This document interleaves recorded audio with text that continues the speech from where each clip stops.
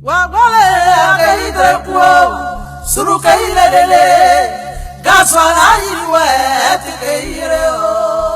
avoir foi en ce qu'on fait. Moi, j'ai une foi en l'Afrique. C'est tout. Et je fais ce qui me semble bon pour l'Afrique. C'est ça que je fais.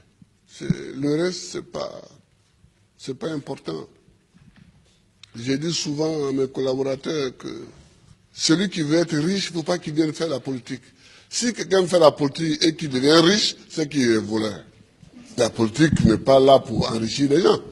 En politique, on te donne les moyens pour que tu vives correctement, mais il y a un travail à faire. Si celui qui veut être riche, il fait des affaires. Il ne devient pas professeur, il ne devient pas journaliste, il ne devient pas caméraman, il ne devient pas homme politique. C'est pas des métiers où on devient riche, ça. C'est pas des métiers où on devient riche. Ça, c'est la première leçon que je voulais tirer. La deuxième leçon, c'est que tu peux partir de zéro et tu peux arriver au sommet, pourvu que tu saches dès le départ où tu veux aller et que tu prennes les moyens pour arriver où tu veux arriver. Je me rappelle toujours d'une discussion que j'avais avec mes amis au lycée classique. On était un certain nombre qui voulions devenir président. Chacun dit va devenir président. Et il y en a un qui m'a dit, moi je vais d'abord faire les affaires, parce que sans argent on ne peut pas faire la politique, on ne peut pas devenir président.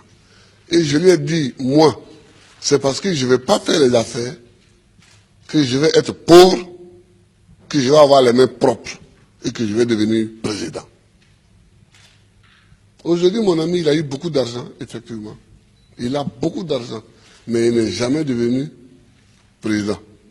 Il n'a jamais même été candidat. Voilà, il n'a jamais été candidat.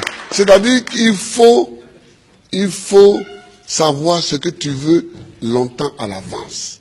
C'est-à-dire qu'il ne faut pas découvrir les situations de façon opportuniste. Il faut savoir ce que tu veux être, ce que tu veux faire. Et tu te traces ta ligne de conduite. Donc tout ce que tu fais dans la vie, moi j'ai fait histoire pour devenir président. Sinon, la bourse qu'on m'a donnée pour aller en France, c'était pour faire professeur de latin et grec.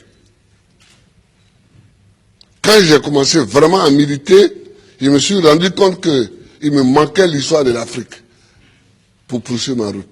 J'ai changé. J'ai changé. Et j'ai fait histoire parce que c'est ça qui me manquait pour connaître d'où on vient et où on peut aller en connaissant d'où on vient. Je vois des gens qui découvrent qu'il y a un fauteuil à côté, ils peuvent s'asseoir dessus. On ne s'assoit pas dessus comme ça. Le fauteuil, il est à côté, il semble vide, mais il a un propriétaire.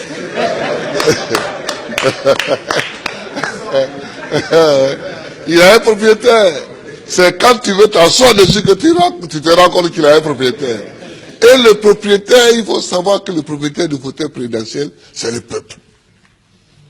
Il faut toujours savoir ça, que c'est le peuple. Tu as beau être ce que tu es, si tu ne sais pas que c'est le peuple, et que tu ne te conduis pas en conséquence, tu ne peux pas t'asseoir dessus.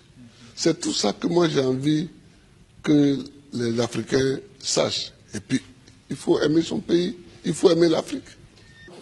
Le président Laurent Gbagbo a aussi donné le sens de son combat pour l'émancipation et la dignité des Africains qui ont aussi droit, selon lui, à vivre heureux dans leur pays, qui regorge des richesses inestimables. L'Afrique est une terre qui a subi tellement d'épreuves. Je ne sais pas si dans le monde, il y en a qui ont subi autant d'épreuves que nous. Les Juifs aussi ont subi beaucoup d'épreuves. Mais nous, les Noirs africains, tout le monde s'est assis sur nous. Esclaves. Esclaves de maison. Esclaves de la traite négrière. Colonisés. Torturés culturellement. Parlant les langues des autres. Tout ça. décoloniser. Mais nous, on a des grands combats à mener. Et les grands combats que nous avons à mener, ce n'est pas pour se venger des gens, c'est pour au moins être homme aussi, comme les autres. C'est ça qu'on appelle la dignité. Que quand tu passes, il faut qu'on sache au moins que c'est un homme qui passe. C'est tout. C'est tout ce que nous voulons. C'est tout ce que nous recherchons. On ne cherche pas à dominer ceux qui nous ont dominés hier, à nous venger d'eux, à faire ceci. Non, non, non. On veut qu'on reconnaisse que nous sommes des hommes au même titre que les autres. Mais ça, si nous-mêmes, on ne prend pas les moyens, qu'on est toujours chez eux en train de mendier, et que les gens, même, tu vas mettre l'argent chez eux en achetant les bâtiments, et puis eux-mêmes, ils te dénoncent. Que voilà un voleur. Comment? Je vous amène l'argent, vous me dénoncez. Mais je vous amènerai rien. Ah oui, moi quand je vois des chefs d'État africains qui sont dénoncés en Europe, parce qu'ils ont investi en Europe, ça me fait pitié pour l'Afrique. Ça me fait pitié pour l'Afrique. Ça me fait pitié pour l'Afrique. Non, oh, il ne faut pas faire pitié. Il ne faut pas faire pitié. Quand tu passes, il faut qu'on dise que voilà un homme qui passe. C'est tout ce que nous cherchons aujourd'hui, c'est notre combat. Ça.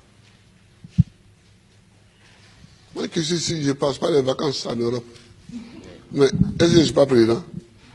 Je suis président. Si je mets mon pied sur un sol européen, c'est qu'il y a une réunion à laquelle je dois participer pour que la Côte d'Ivoire gagne quelque chose. Sinon, je cherche quoi chez les autres? Je ne cherche pas quelque chose chez les autres. Si Dieu m'a mis au monde ici, c'est que dans mon environnement ici, il y a tout ce qu'il faut pour que je vive. Mon combat, c'est pour la dignité. C'est pour la dignité.